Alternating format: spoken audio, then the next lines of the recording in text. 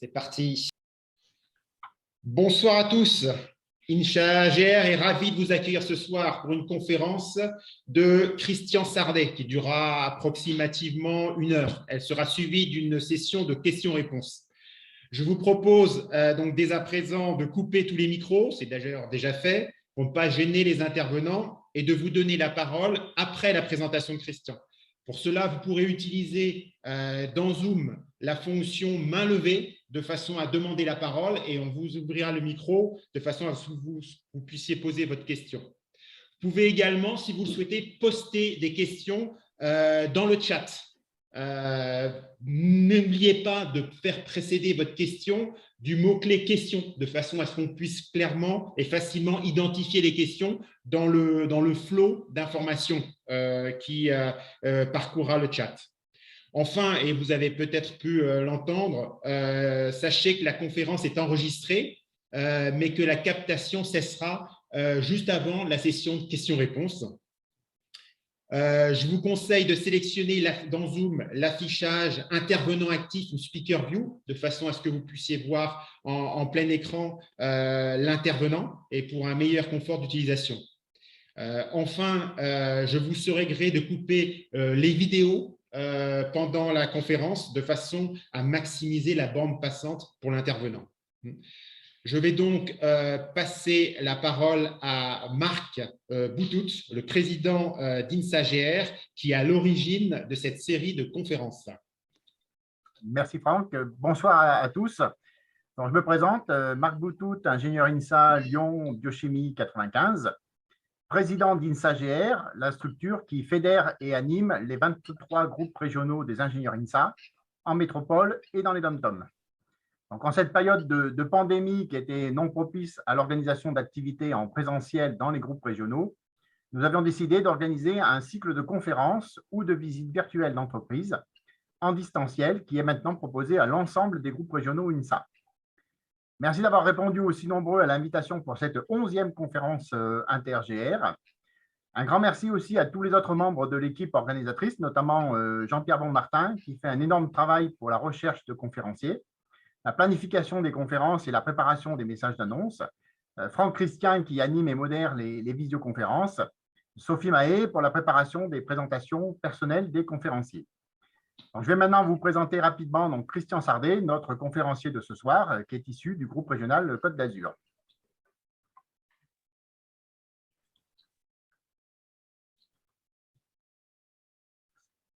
Donc, Christian Sardet est diplômé de l'INSA de Lyon, promo biochimie 1967, donc biochimie comme moi, mais quelques années avant, est un biologiste et artiste, chercheur émérite au CNRS, Sorbonne Université.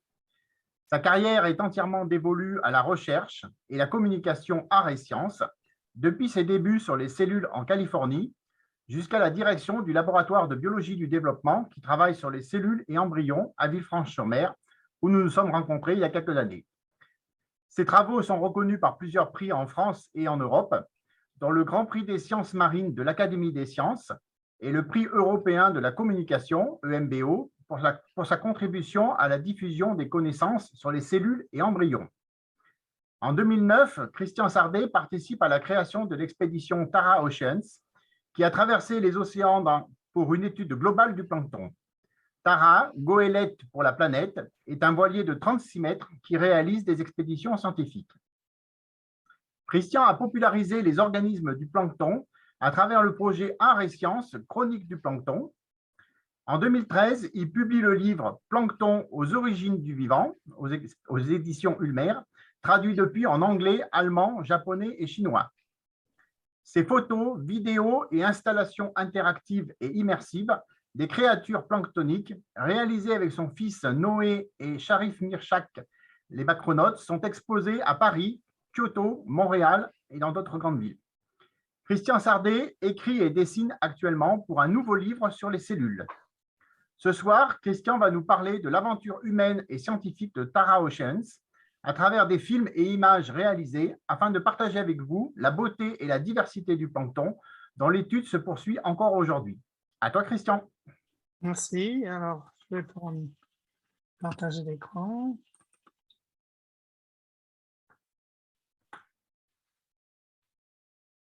Ah, voilà. Bonjour à tous et merci, merci de m'avoir invité et merci aux anciens et aux passés anciens d'assister à cet exposé sur l'expédition Tara Océan et qui pour moi s'est avérée une aventure en même temps aéroscience.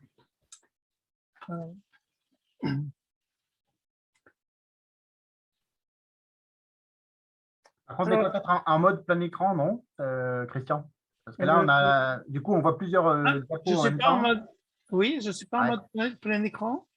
Non, du coup, enfin, là, on voit, en fait, on voit plusieurs diapos en même temps. On voit du coup le chrono. Donc, pour qu'on voit bien. Tu peux basculer entre les affichages. Je pense que ça devrait. C'est bizarre parce que hier, c'était bon. Alors, je vais l'arrêter. Et puis, le redémarrer peut-être. On voit en haut de ton écran l'option basculer entre les affichages. Je pense que c'est ce dont tu as besoin en fait. Tu appuies sur ce bouton-là et ça devrait aller. Votre partage d'écran est en pause. Est-ce que je le remets? Reprendre le partage, c'est ça? Ouais, reprends-le. Oui. Voilà. Ouais, et là, je mets en plein écran. Ouais, et du coup, tu te mets en diaporama. Voilà. C'est parfait. C'est parfait? Ouais, c'est parfait. OK. Alors, oui, évidemment, cette aventure plancton est liée à ma présence à Villefranche-sur-Mer, parce que Villefranche-sur-Mer, c'est vraiment une mecque du plancton depuis 1882, date à laquelle l'hôpital des galères, puisque la station marine actuellement est une ancienne galère, l'hôpital des galères ou la prison des galères a été transformé en station marine et est encore une station marine active de l'université Sorbonne et co-gérée par le CNRS, du moins pour tout ce qui est de la recherche. Alors, je ne connaissais pas grand-chose au plancton parce que je venais de Gif-sur-Yvette où j'avais fait un post-doctorat pendant 2 ans après ma thèse à Berkeley aux États-Unis en biochimie. Et j'avais travaillé à Gif-sur-Yvette sur la structure de la rhodopsine, la protéine qui dans notre œil capte les protons. Donc c'était vraiment un saut très grand. Je suis venu à Villefranche pour travailler avec une équipe du CEA et je suis venu après avoir reçu une carte postale d'un de mes collègues à Gif-sur-Yvette, un Anglais, qui me disait « À Villefranche, je cherche quelqu'un juste comme toi ». C'était très énigmatique. Mais il savait que je voulais revenir vers une biologie beaucoup moins moléculaire et plus vers les cellules et les organismes. Et c'était ma motivation pour venir à Villefranche. Et je suis donc venu à Villefranche et créer une équipe qui pouvait renouer avec une tradition qui avait été à Villefranche, mais qui avait un petit peu disparu de biologie fondamentale, biologie des cellules, biologie des embryons. Donc, j'ai fait ma carrière sur ces sujets en utilisant de temps en temps des organismes du plancton, puisque ayant la baie de Villefranche qui est très profonde, assez rapidement, on a à Villefranche, et ça avait été repéré déjà avant sa création en tant que station marine par un savant révolutionnaire qui s'appelait Carl Vogt, qui avait repéré que dans la baie de Villefranche, on trouvait des organismes qui normalement sont en pleine mer à cause d'un canyon qui vient apporter ces organismes et ils sont facilement accessibles dans la baie de Villefranche, ce qui est assez rarissime. Voilà, alors on voit défiler au cours de l'année ces magnifiques organismes, ça dépend des saisons, vous voyez les méduses qui piquent à droite, là. Et puis on a aussi tout un tas d'organismes qui sont microscopiques comme ce protiste, cette cellule unique, magnifique, et des mollusques, des animaux gélatineux, parmi peut-être les plus anciens animaux, les cténophores. Donc, j'étais vraiment très heureux de pouvoir faire de la recherche dans ce cadre historique. Et assez tôt dans le projet, j'ai travaillé avec mon fils Noé, qui est à gauche ici, et son associé Sharif Mirchak, puisqu'ils avaient une petite entreprise multimédia à Montréal, et c'était idéal pour pouvoir capturer la beauté et la diversité du plancton.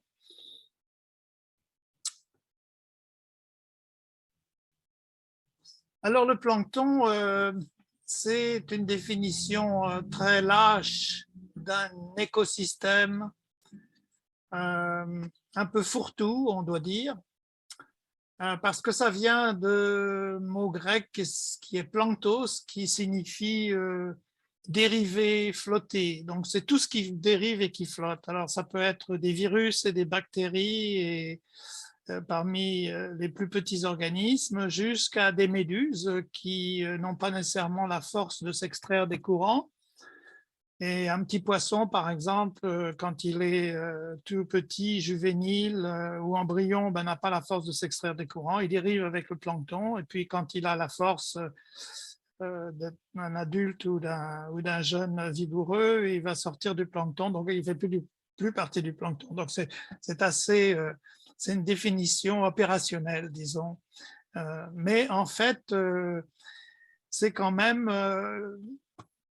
quelque chose de très important, et on peut rappeler un certain nombre de choses importantes au sujet du plancton.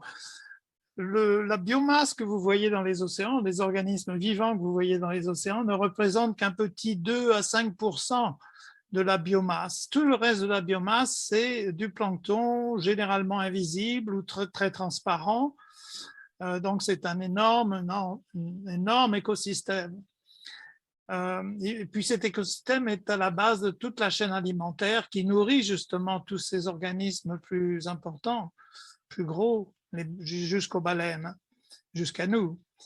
Il faut réaliser aussi que c'est la source principale des hydrocarbures au fond des océans, parce que tout ce plancton qui, pendant des millions et des millions et des milliards d'années, on peut dire même, est tombé au fond des océans, ce sont les nappes de pétrole que nous siphonnons.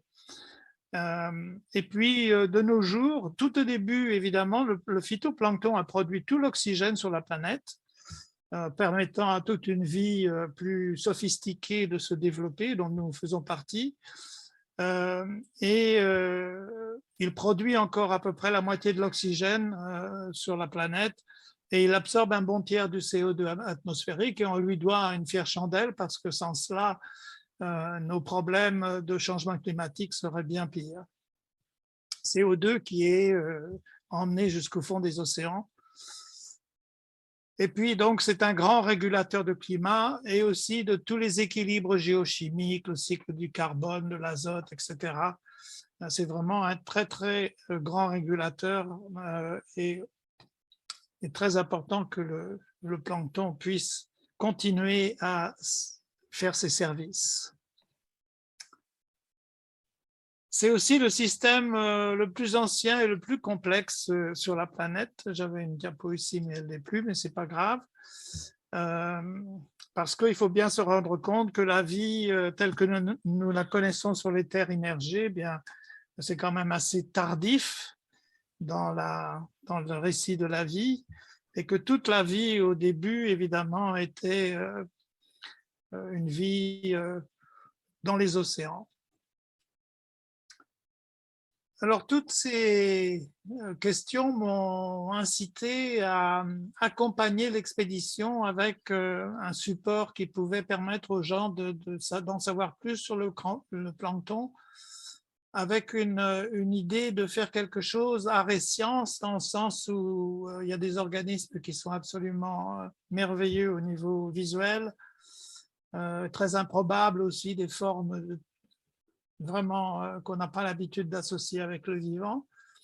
Et donc, ça nous a incité à faire un site qui pouvait accompagner l'expédition pour faire connaître le plancton. Et Villefranche était un endroit merveilleux pour ça. Je dois une fière chandelle à beaucoup de mes collègues écologistes qui m'ont fait mon éducation parce que j'étais surtout un biologiste cellulaire et j'avais utilisé certains organismes du plancton, comme les cténophores par exemple, ou les kétognates, mais très peu.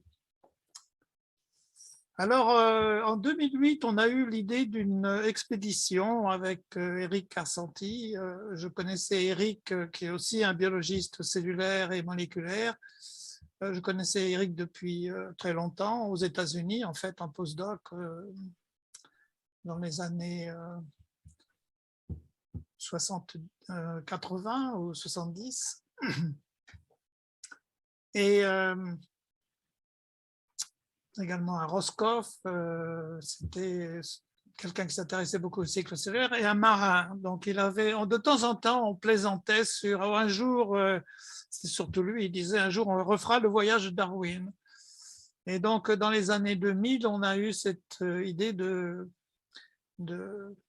faire un voyage de Darwin. Donc, j'avais fait aussi un DVD au cœur du vivant, dans lequel Éric explique la mitose et pas mal de choses dans ce document.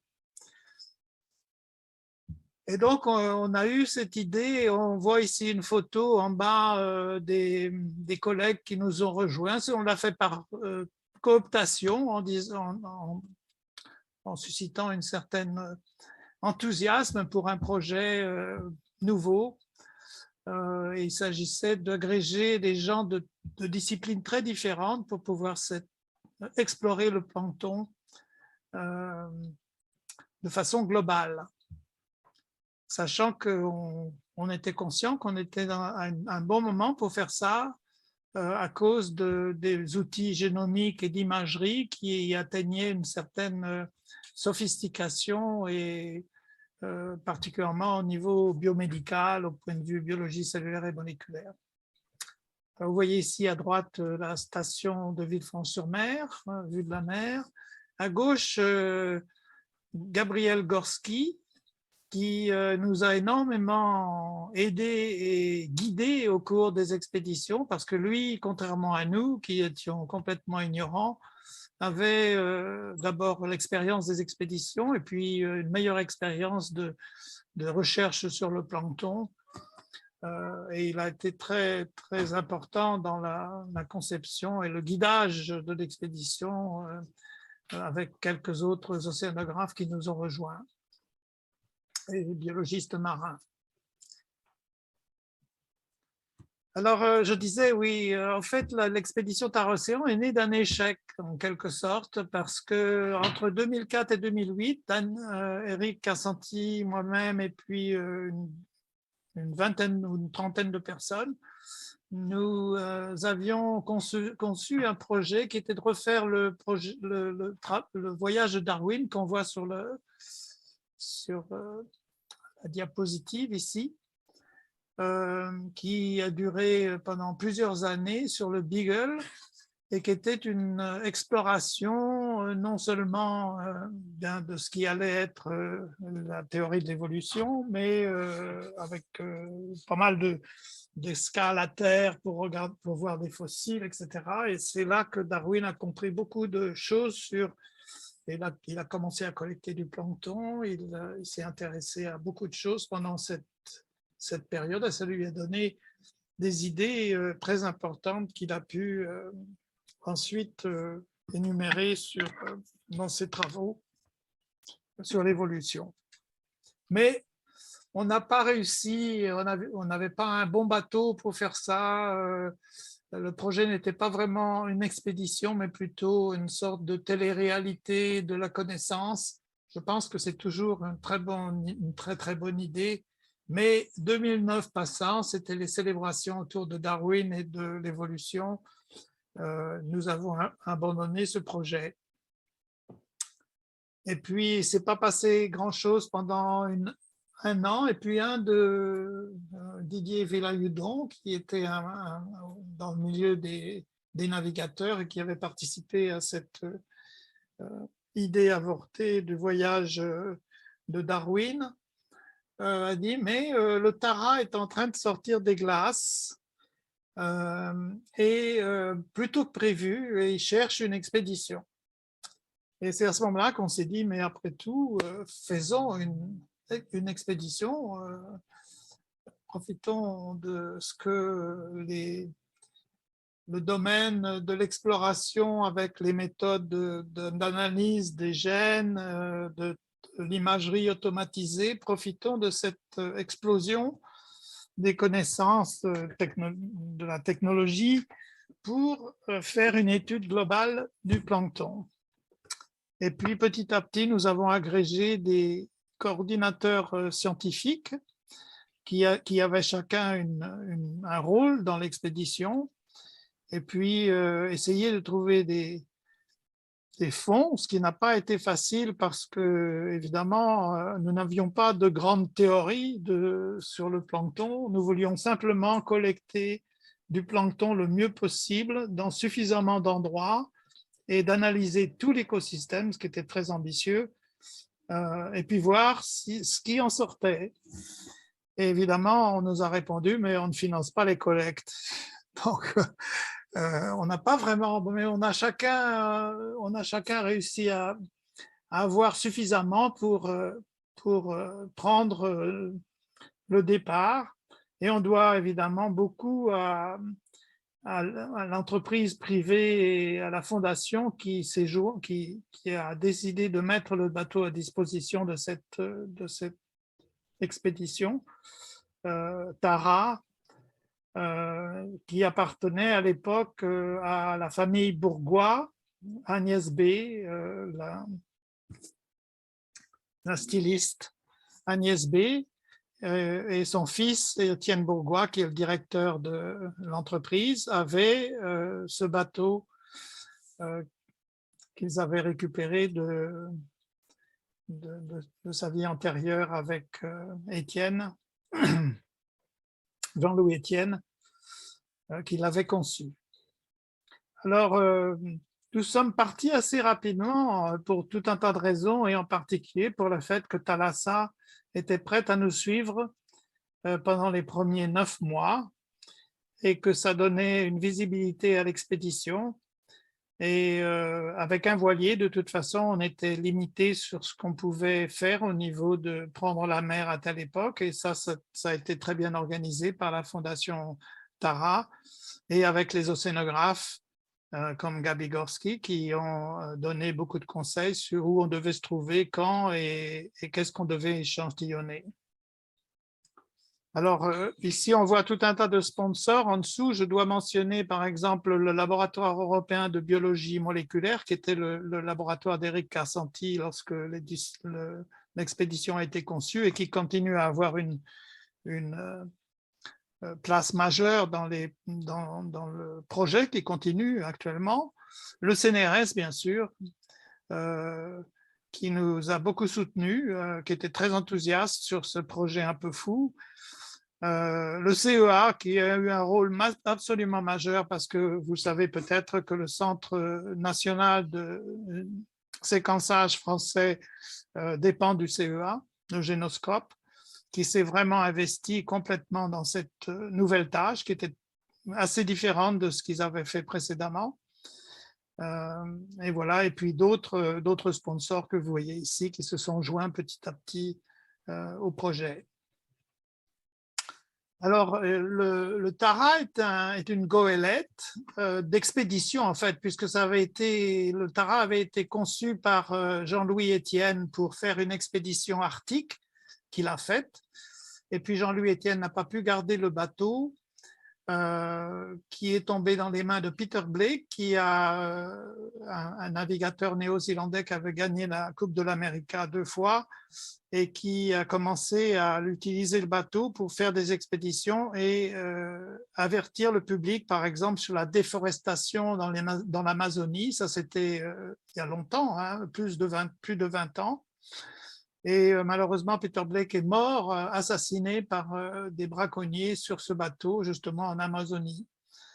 Le bateau est resté à New York pendant quelques années où la famille de Agnès B., la famille Bourgois, a récupéré ce bateau, a commencé à faire des petites expéditions, relativement petites, puis une expédition plus ambitieuse. Alors, au début, je pense que les océanographes ont été très sceptiques sur nos capacités à faire du bon travail sur un bateau comme ça. Mais en fait, il s'est trouvé qu'on a pu très bien travailler. Les instruments n'étaient pas aussi gros et volumineux que dans des expéditions océanographiques sur des gros bateaux, mais on a pu quand même faire du très bon travail. Je ne pense pas qu'on ait jamais pu ne pas collecter les choses, soit avec des filets, soit avec d'autres engins dont je parlerai peut-être un petit peu tout à l'heure. Puis on était guidé par satellite, parce qu'on pouvait bénéficier de l'expérience de nos collègues océanographes qui font un travail formidable sur l'observation des océans à partir de satellites. Puis évidemment de toutes les expériences océanographiques qui sont faites constamment dans le monde. Alors ici, sur la carte en haut, on voit quelques expéditions en rouge, en bleu, etc., qu'avait fait Tara avant notre Tara Océan, plus modeste d'un point de vue scientifique, mais il y avait une expérience assez importante qui a été faite juste avant l'expédition Tara Océan, c'est d'emprisonner le bateau dans les glaces de l'Arctique. Et vous savez peut-être que si on fait ce genre d'expérience qui a été faite il y a très longtemps déjà, plus d'une centaine d'années, le bateau va dériver, la glace n'est pas statique, et le bateau va dériver et puis il va traverser en fait la banquise. Et Tara fait ça, vous voyez une photo ici à gauche de Tara dans la banquise, est restée 13 mois je crois, ou un petit peu plus. Mais en fait les modèles qu'avaient fait tourner les glaciologues prédisaient qu'ils sortiraient au bout de 18 mois, 2 ans, et ils sont sortis beaucoup plus tôt. Et ils ont contribué avec un projet européen à collecter beaucoup de données qui ont été très utiles pour ce projet européen. Et donc, Agnès B. et son fils, qui sont d'Antibes, une famille d'Antibes qui avait toujours eu des bateaux, ont considéré, en prenant pas mal de conseils de droite à gauche, ont considéré cette expédition qui quand même était demandée de confier le bateau pendant 3 ans, non seulement le confier, mais d'être en partenariat, en particulier tout ce qui était la logistique, la logistique quand on arrivait dans des ports, la logistique de navigation évidemment, les marins qui sont des marins bien formés. Tout ça a été pris en charge par l'organisation de Tara. Donc on a travaillé main dans la main avec eux, et moi plus particulièrement parce que dès le début de cette expédition, je savais que je ne ferais pas de science pure et dure, mais plutôt une tâche de communication pour expliquer ce qu'on essayait de faire et pourquoi. Alors, vous voyez le trajet de l'expédition. On est parti de Lorient en 2009, en septembre 2009, accompagné donc par Thalassa qui a fait vivre l'expédition chaque semaine avec une petite visite dans les ports d'escale qui étaient essentiellement au début la Méditerranée pour tester le matériel, pour mettre au point les méthodes, pour tester les gens qui allaient monter à bord, les équipages, etc. Donc ça a été une mise en jambe pendant le départ, pendant environ 2 ou 3 mois au départ, pour optimiser l'utilisation du bateau, que tous les instruments soient mis en route, qu'on les teste, etc.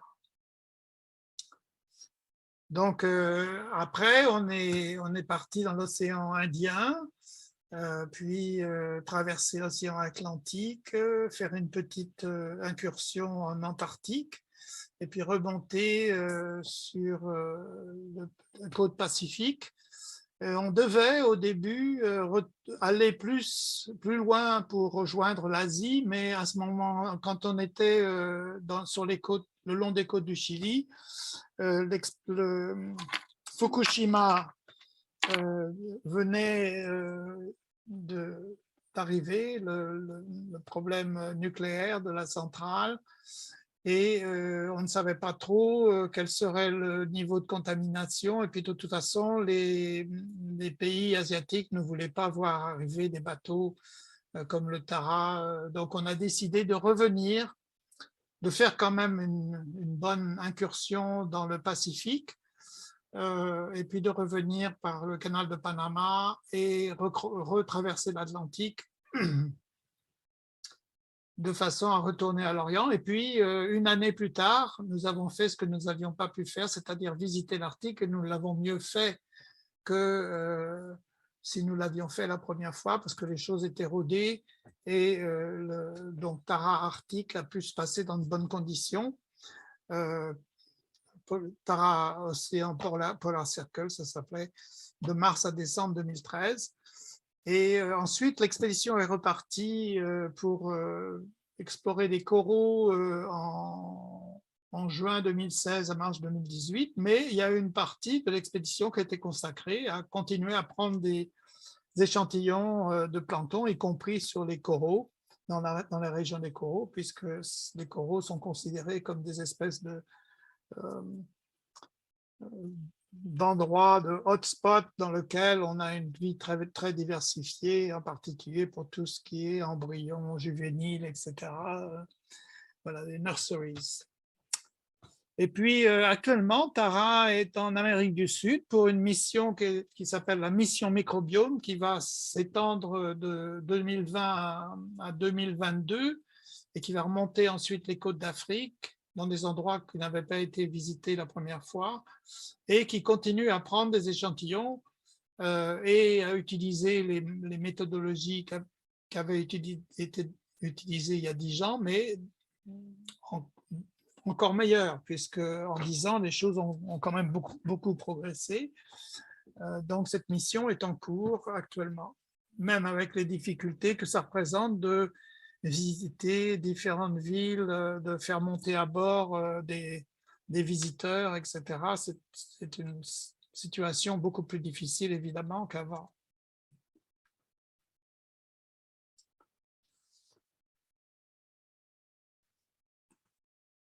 Alors, il y a eu, comme vous avez remarqué, il y a eu des creux, et ces creux ont été utilisés pour faire des expéditions d'un autre type. Notre collègue Gabi Gorski a été le leader d'une expédition en Méditerranée en 2014-2015 qui a sillonné la Méditerranée pour collecter des microplastiques, pour apprécier le niveau de pollution microplastique. Et évidemment, on a continué à faire des prélèvements de plancton pendant cette mission, qui était aussi co-dirigée par Maria Luisa Bridotti du laboratoire de Villefranche. Et puis, il y a une mission qui a été faite sur les microplastiques en 2019. Vous l'avez peut-être vu par les médias qui ont parlé de cette mission dans 10 fleuves européens, dirigés par Jean-François Giglione, un de nos collègues à Banyuls, à la station de Banyuls. Et qui a montré qu'une grande partie de cette pollution des océans par des fragments de plastique venait déjà des fleuves, de tous les grands fleuves en particulier. Donc, je parlerai un petit peu de ça à la fin de l'exposé sur les planctons. Alors évidemment, la difficulté, c'est de comment analyser un assemblage aussi complexe qui est fait de milliers d'organismes. En plus, c'est un assemblage changeant, un grand coup de vent ou une remontée profonde peut changer l'écosystème en une semaine, 1 ou 2 semaines, on a un nouvel écosystème. Donc, ce sont des successions d'écosystèmes dont on ne comprend pas vraiment nécessairement pourquoi qui est avec qui à tel moment. Donc, c'était une des questions sous-jacentes à l'expédition et qui est loin d'être résolue, bien sûr. Mais on pouvait déjà espérer faire une description. Si on visitait 10 endroits qui avaient des caractéristiques assez semblables, est-ce que l'écosystème était de la même famille? C'était des idées comme ça qu'on avait au début, qui se sont révélées peut-être assez intéressantes. Alors, analyser depuis les virus et les bactéries jusqu'aux méduses, les larves de poissons, les crustacés, les mollusques, qui font partie, il faut réaliser que beaucoup de mollusques, par exemple, des huîtres, font partie du plancton pendant toute leur vie d'embryon et de juvénile. Après, ils se posent sur le sol, ils ne font plus partie du plancton, mais ils font partie du plancton en tant que toute leur jeunesse, en fait. Et c'est vrai pour beaucoup de crustacés, c'est vrai pour beaucoup de mollusques. Donc ici, j'ai représenté du plus petit au plus grand. On ne peut pas espérer collecter tout ça avec les mêmes méthodes, hein. Il faut utiliser différentes façons de collecter les tout petits, les virus et les bactéries, et les plus gros. Donc, il faut avoir déployé tout un tas d'instruments en espérant ne pas manquer des choses et puis ensuite rabouter toutes les choses pour s'assurer qu'on a vraiment tout l'écosystème. Alors, ça s'est fait avec une collecte d'échantillons gigantesques. Je ne sais pas à combien, j'ai mis 100 000 échantillons actuellement, mais je ne sais pas vraiment quel nombre on en est, mais ça doit au moins être ça, puisque la première expédition, c'était déjà une 50aine de milliers d'échantillons. Quand je dis des échantillons, ça veut dire des petits tubes, des filtres, des choses qui ont été congelées, fixées, etc. Dans au moins 500 sites, certainement beaucoup plus maintenant. Et je sais qu'à l'époque où on a commencé à avoir des résultats génomiques importants, on avait déjà contribué environ 30% de gènes supplémentaires par rapport à tout ce qui existait avant. Ce qui se conçoit assez bien parce que vu la quantité d'organismes, le nombre de types d'organismes dans le plancton, cet écosystème géant, évidemment, il y avait tout un tas d'organismes qui n'avaient jamais été examinés. Donc, forcément, c'était une façon de atteindre la biodiversité des gènes, en fait. Et puis, l'imagerie a été un peu plus lente parce que les techniques sont peut-être moins rodées par le biomédical, bien qu'il y ait beaucoup de choses qui soient faites dans l'imagerie médicale extraordinaire. Mais il fallait l'adapter aux cellules et organismes, parce qu'une grande partie du plancton, ce sont des unicellulaires. Et il y a tout un tas de techniques qui existent, de robots, de l'utilisation de techniques de fluorescence pour faire apparaître certains éléments de la cellule. Et évidemment l'analyse d'images qui permet la reconnaissance automatique des organismes et la classification. Donc ça a été beaucoup utilisé, en partie par nos collègues de Villefranche qui ont développé de très belles méthodes d'analyse d'images qui permettent de faire une classification, une reconnaissance et une classification du plancton. Alors ici, c'est un film qui avait été fait au tout début de l'expédition, qui montre un petit peu, disons, le Tara en action. Alors, je vais le commenter, je vais diminuer ici. C'est parce que c'est ça.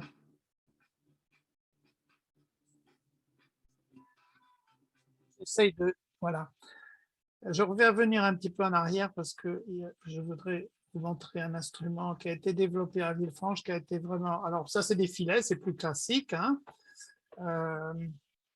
C'est une façon de collecter les organismes qui font à partir de un vingtième de millimètre. Et puis, on peut utiliser des instruments qui ont été développés par les océanographes, qui vont à différentes profondeurs, qui collectent de l'eau à différentes profondeurs. Et à Villefranche, ils avaient un peu miniaturisé certains de ces appareils et aussi mis des caméras intégrées qui permettaient de voir la colonne d'eau. On avait quand même un équipement qui nous permettait d'examiner ce qu'on collectait à bord, et j'ai fait beaucoup de photos à bord sur les différentes étapes. J'ai dû participer à une dizaine d'étapes et beaucoup photographié, beaucoup filmé. Et puis on collectait la nuit aussi parce qu'il y a un changement très important de l'écosystème. Beaucoup d'organismes remontent ou descendent dans les profondeurs. C'est une migration gigantesque. Et puis aussi, on avait collecté dans plusieurs endroits qui étaient peu accessibles des coraux. Une équipe venait à bord pour étudier les coraux. Et puis, chaque mois, on envoyait environ une tonne d'échantillons dans les différents laboratoires en fonction de, à Villefranche, c'était plutôt du zooplancton, à Banyuls, c'était d'autres organismes, à Roscoff, les protistes, etc. Et puis au génoscope aussi pour le séquençage. Donc, on a donc continué ce travail tout au long. Alors, ici, en rouge, sont les points d'Antara Océan. J'ai pu participer à 1, 2, 3, 4, 5 étapes ou 6 étapes. Avec évidemment à chaque fois des planctons différents parce que les biotopes sont différents, les courants, etc., les températures, etc. Donc c'était très, très intéressant de voir ça. On voit une photo ici du Tara qui est parti de l'Orient avec une flopée de petits bateaux qui l'ont accompagné. C'était très, très émouvant. Et à chaque retour, on avait aussi droit à un accompagnement de toute la flotte et du public. Et puis, quand on a fait le tour de l'Arctique en 2013, j'ai participé à deux étapes qui sont en général pour les scientifiques de 3 semaines. L'équipage, c'était plutôt 3 mois, mais les scientifiques en général, 3 semaines à 1 mois ou 1 semaine, ça dépendait des étapes. Où on se relayait. Et puis, en fait, ces 2 endroits, la mer de Bering et puis le Québec, près du Québec et du Groenland, avaient des planctons très différents. Alors, dans l'Arctique, en général, les planctons sont, surtout à la saison où on était, qui était l'été, sont très abondants. Les filets étaient chargés de diatomées qui sont parmi les organismes unicellulaires les plus importants au pôle, arctique et antarctique, donc ils représentent une grande partie de la biomasse au pôle. On voit bien ici qu'il s'agit d'une espèce de bloom parce qu'on a une espèce principale, ces petits aiguilles qui nourrissent en fait tout l'écosystème. Et là, on a les organismes que, dans cet endroit, étaient les organismes principaux. Alors ici, on a des cténaires qui sont des organismes gélatineux, 800 millions d'années d'évolution, et puis des crustacés, et puis du krill, c'est la nourriture des baleines, qui peuvent faire quelques centimètres ou quelques millimètres comme celui-ci, et puis des anges de mer, des mollusques qui sont très beaux. Donc voilà l'écosystème que nous avions rencontré dans ces latitudes arctiques. Et puis, quelques mois plus tard, lorsque nous étions près du Groenland, il y avait aussi des diatomées, 2 espèces de diatomées principales qui sont vraiment très différents d'apparence.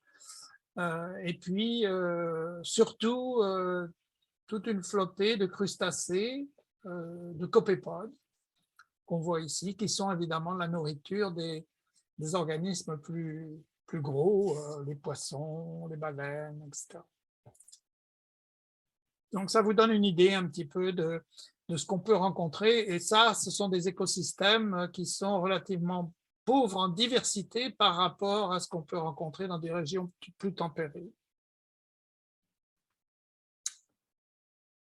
Alors, qu'est-ce qu'on a appris au cours de cette expédition? Je ne vais pas rentrer vraiment dans les détails, je vais juste vous donner quelques petites, peut-être pendant la discussion, on peut parler de ça un petit peu plus.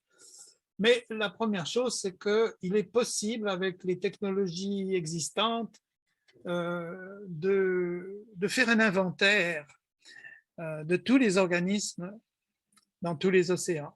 Ça, c'est quelque chose qui est vraiment possible, même avec des moyens relativement modestes, comme un voilier d'une trentaine de mètres avec une quinzaine de personnes à bord. C'est possible.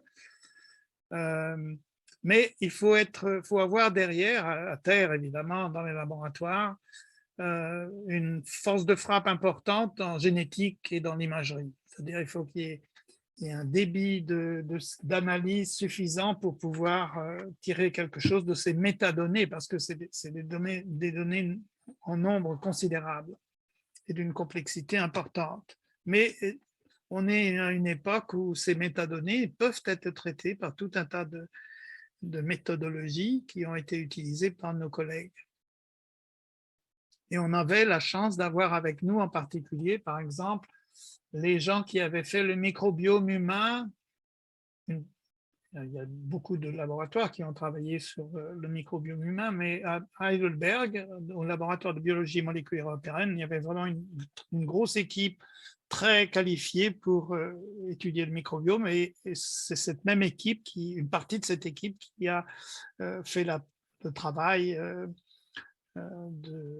avec une équipe de Barcelone aussi qui a fait ce genre de travail aussi sur tous les micro-organismes, les tout petits organismes, bactéries, et puis les virus ont été faits de façon abondante aussi par un collègue, un jeune collègue américain qui s'est joint à notre expédition dès le début. Il a senti que c'était quelque chose qui allait lui procurer une très très grande richesse dans ce qu'il cherchait, à savoir la biodiversité des virus. Et tout récemment sont sortis ou sont en train de sortir de très belles publications à partir de ces investigations sur les virus. Et je dirais que si on devait dire une chose un peu généraliste sur ce qui a été trouvé, c'est que la composition de l'écosystème planctonique dépend surtout de la température. Bon, ça, c'est pas une très grande surprise, évidemment, mais c'est beaucoup plus que toutes les autres conditions environnementales. C'est vraiment la condition environnementale prépondérante quand on fait des analyses de corrélation, etc. Et ça, c'était plutôt une surprise pour nous, les relations entre organismes. Alors, relations entre organismes, ça peut être prédateur-proie, ça peut être une symbiose, ça peut être tout un tas des relations mutuelles qui sont vraiment importantes dans cet écosystème. Et ça, on peut le voir parce que si cet organisme-là est présent, cet autre organisme va être là systématiquement ou il ne va pas être là du tout systématiquement. Donc, on peut commencer à regarder, poser des questions de ce type quand on a des métadonnées telles que celles qui ont été collectées par le TARA. Et puis, on peut poser évidemment tout un tas de questions sur les voies métaboliques, par exemple, qui existent, enfin, c'est infini ce qu'on peut faire, le type de questions qu'on peut poser. Et on s'aperçoit maintenant, 10 ans après, que beaucoup de laboratoires dans le monde se sont emparés de ces données pour faire quelque chose qui les intéresse, leurs protéines principales, etc. Alors, en 2015, il y a eu vraiment ça a été très bien orchestré par Science. On avait fait la couverture de Science avec 5 articles et la presse mondiale, Le Monde, New York Times avait mes photos en couverture parce que c'était vraiment, il y avait pas mal de choses nouvelles qui commençaient à sortir. C'était vraiment le début des résultats. Bon, depuis, il y a eu pas mal une centaine de publications ou un peu plus dans de très bons journaux en général, sur tout un tas d'aspects. Et je voulais juste vous en donner une idée récemment dans Cell, qui est une des bonnes revues sur les cellules, hein, comme son nom l'indique. On a confirmé par les données du Tara qu'effectivement il y a un gradient dans l'océan de vie, diversité la plus grande à l'équateur et dans les régions tempérées, puis ça descend au pôle, hein. Donc il y a un gradient. Mais notre collègue qui a fait cette magnifique analyse des virus s'est aperçu qu'il y avait un gradient différent de virus, et donc ça c'est une découverte importante dont on ne sait pas exactement ce qu'elle veut dire, mais qui est vraiment une observation très importante qui va nécessiter d'être creusée. Alors je dis 2 mots sur l'expédition Tara Méditerranée 2014 de microplastiques. Parce qu'on a collecté évidemment dans beaucoup d'endroits des microplastiques. Alors on trouve ces petits fragments qui font, c'est une distribution de poissons autour de quelques millimètres par l'action des vagues, du soleil, etc. Tout le plastique finalement se fragmente, mais il ne fait que se fragmenter, il n'est pas décomposé, quoique il y a quand même pas mal d'organismes, dont des cyanobactéries, qui poussent sur ces surfaces. Ils ont trouvé une façon de se propager à travers les océans sur de nouveaux substrats. Je vais vous montrer un film qui, en fait, résume la situation. C'est un film que nous avons à première vue, j'ai l'air un peu raide. Mais au fond, je suis un grand voyageur. Mon aventure a commencé au bord de la mer.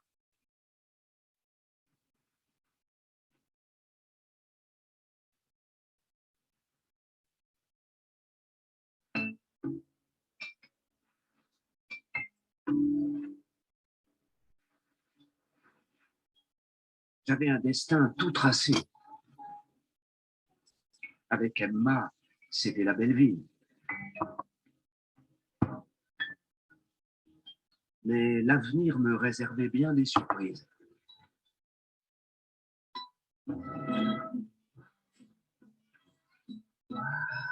En mer, j'ai rencontré d'incroyables créatures, des nomades pélagiques.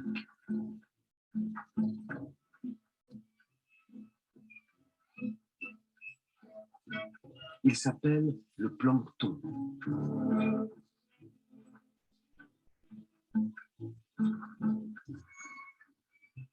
C'est une galaxie vivante qui erre au gré des courants.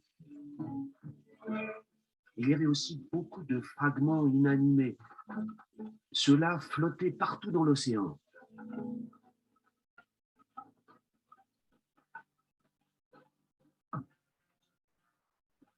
On s'est agglutinés en surface avant que la baleine d'argent nous avale.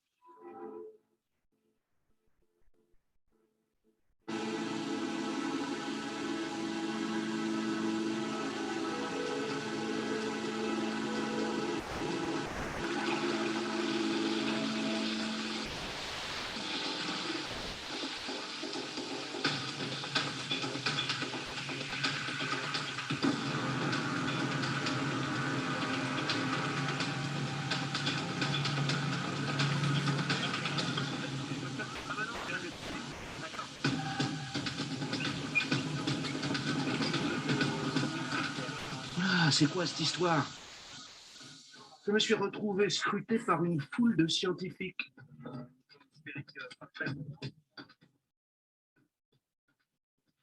À bord du Tara, j'ai appris ma vraie nature. Je m'appelle Orsea plasticus et je suis un sous-produit du pétrole. Chaque année, 8 millions de tonnes de plastique sont rejetées en mer, sans compter les milliards de fibres synthétiques et les microbilles. Certains prévoient qu'il y aura plus de plastique que de poissons en mer d'ici 2050. Bizarrement, nous, les plastiques, sommes reliés au plancton. Depuis des millions d'années, le plancton mort sédimente et se transforme en pétrole au fond des océans.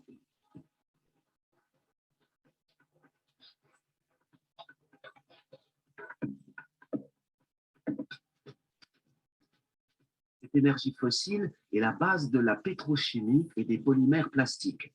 Mais à quel prix? Nous ne sommes pas biodégradables. Nous nous fragmentons en tout petits morceaux.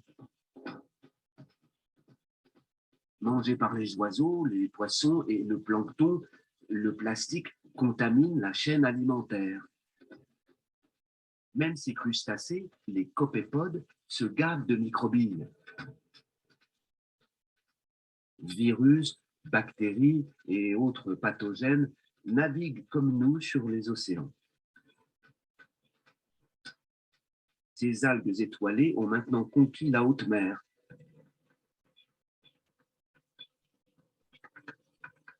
Couverts de polluants tels le PCB, le DDT, nous relâchons aussi des toxines comme les bisphénols.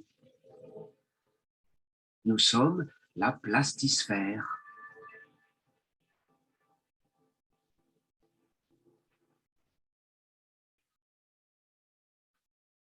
C'est cette pollution plastique qu'étudiaient les biologistes, marins et artistes de l'expédition Tara Méditerranée.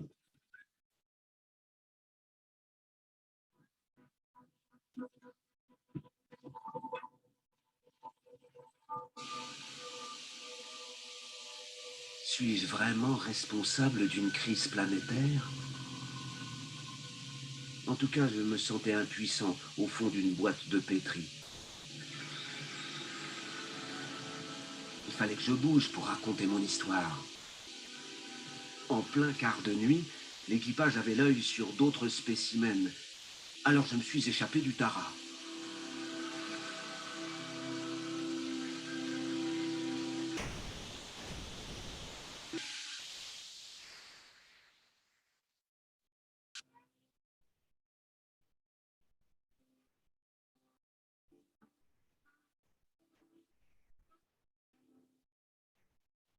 Sur une plage lointaine, j'ai échoué et rejoint une autre équipe.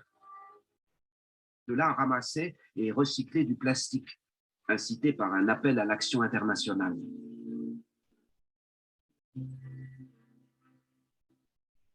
Voilà comment j'ai abouti ici, au milieu de 16 000 bouchons. Finir dans une œuvre d'art, bon, c'est quand même mieux qu'enfoui dans les ordures ou dans la mer en 1000 morceaux. Mais méfiez-vous, nous, les plastiques, nous sommes là pour très longtemps.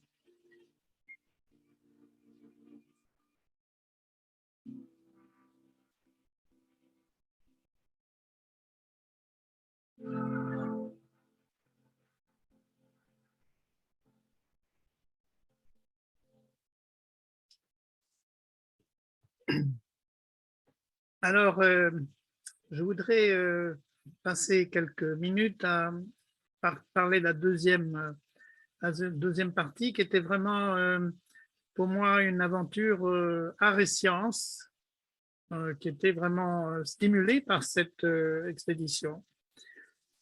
D'abord, l'expédition avait beaucoup de moyens de communication qui ont été en grande partie dirigés par l'équipe de la Fondation Tara. Des DVD, il y a eu des émissions à grande écoute à Noël, etc. Donc, des livres, des visites évidemment nombreuses à chaque fois qu'on faisait une escale, de centaines d'écoliers. On se déplaçait aussi pour parler avec les décideurs, les gens d'instituts des différents ports de tâches. Et puis Tara était à Paris plusieurs fois où il y avait une expédition sur les quais de la Seine ou des photos dans le métro, etc. Il y avait vraiment un gros effort de fait pour faire connaître le plancton qui était vraiment peu connu parce que la plupart des gens pensent que le plancton c'est juste ces petites crevettes que les baleines mangent, le krill, mais c'est bien plus. Donc on a vraiment fait un effort particulier pour faire connaître le plancton. Et comme je l'avais dit au début, j'étais beaucoup aidé dans cette tâche par ces deux jeunes hommes, Noé, mon fils, et son associé. Et puis, pour diversifier les choses, on a, par exemple, je travaillais de temps en temps au Japon pour mes recherches sur les embryons. Et on a fait des tournages parce que dans certains endroits, il y avait vraiment de plancton intéressants pour diversifier, pour avoir autant de possibilités au niveau des images possibles. Puis évidemment, on retire de ces instruments des organismes qui vivent profond et on avait de quoi les photographier à bord immédiatement après leur collecte. Bon, ici, Gabi et moi-même dans une des cabines de Tara en train de travailler. Et finalement, après une série de films qui sont dans le site Chronique du Plancton, il y en a une vingtaine, je vous engage à aller les regarder. Ils sont courts et c'est des petites histoires de 3 minutes sur différents organismes. Si vous avez envie de connaître le plancton, vous pouvez choisir sur les méduses ou sur d'autres organismes qui vous intriguent. Et finalement, on m'a proposé de faire un livre sur le plancton. Je n'avais pas trop réfléchi, puis je me suis transformé en photographe pour refaire le même travail que les films finalement, mais avec de meilleures résolutions. Et ce livre est très apprécié, je crois, parce qu'il y avait peu de livres pour un public assez large sur ce sujet. Donc c'est un écosystème assez extraordinaire. Vous le voyez sur la mandala du plancton ici. Puis petit à petit, il a été traduit en plusieurs langues. J'ai fait ça avec une petite maison d'édition qui fait de très beaux livres sur la nature et sur les jardins, etc., sur l'écologie, Ulmer, que je recommande. Et puis, le monde artistique s'est intéressé à ce bestiaire qui était assez inconnu, y compris des plasticiens. Cet artiste japonais, Shiro Takatani, a fait une magnifique installation avec nos séquences vidéo. On voit cette installation ici à Paris, mais elle était conçue à Kyoto avec une musique d'un homme qui est très célèbre au Japon, Ruichi Sakamoto, un compositeur qui a fait une très belle musique pour, disons, un environnement sonore. Donc c'est très méditatif, très zen. Donc en fait, petit à petit, on s'est beaucoup intéressé au côté visuel du plancton, aux photos. Ici, c'est un musée que nous avons, un petit musée consacré au plancton. Que nous avons fait pour Eden Project, qui est un projet assez extraordinaire en Cornouailles, une carrière qui a été complètement transformée en lieu écologique pour l'éducation. Et il y a 2 millions de personnes qui visitent cet endroit par an. Ils nous ont demandé de faire un petit musée sur le plancton qui est permanent. Donc, avec les films et puis les photos. Et puis, j'ai fait beaucoup d'ateliers aussi pour... ici, c'était à la Fondation Cartier quand on avait fait l'exposition, avec des enfants en particulier, où on peut collecter du plancton. Ici, on avait collecté du plancton dans la Seine et le regarder et simplement... c'est un monde merveilleux quand on n'a pas... C'est comme ça que moi-même, j'ai commencé en regardant des petits organismes dans les mares quand j'étais enfant, où j'étais élevé dans les Deux-Sèvres, je regardais. Et puis, dans les dernières, je dirais, 5 ans, on a commencé à peindre avec le plancton, en fait, concevoir et réaliser des installations interactives. Ici, c'est au Muséum d'Histoire naturelle, il y avait une grosse exposition sur les océans, où on avait fait le ballet du plancton, un énorme cylindre dans lequel le public pouvait pénétrer et entouré de plancton. Ça, c'est immersif. Et puis, on a également conçu des choses interactives. Ici, par exemple, c'est une maquette interactive qui est à Nausicaa et aussi à la Fondation Good Planet à Paris. En ce moment, vous pouvez les voir. Qui est très ludique. On peut naviguer à travers 70 organismes du plancton selon qu'ils sont végétaux ou animaux ou selon leur taille, etc.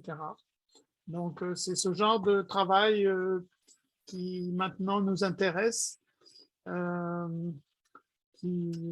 quand je dis un peu peindre avec le plancton, ça veut dire qu'on peut utiliser toute cette richesse d'archives vidéo pour pouvoir mettre en valeur ces organismes et faire quelque chose d'attractif d'un point de vue visuel et sonore. Il y a certaines installations où des musiques originales ont été faites par des artistes, des musiciens.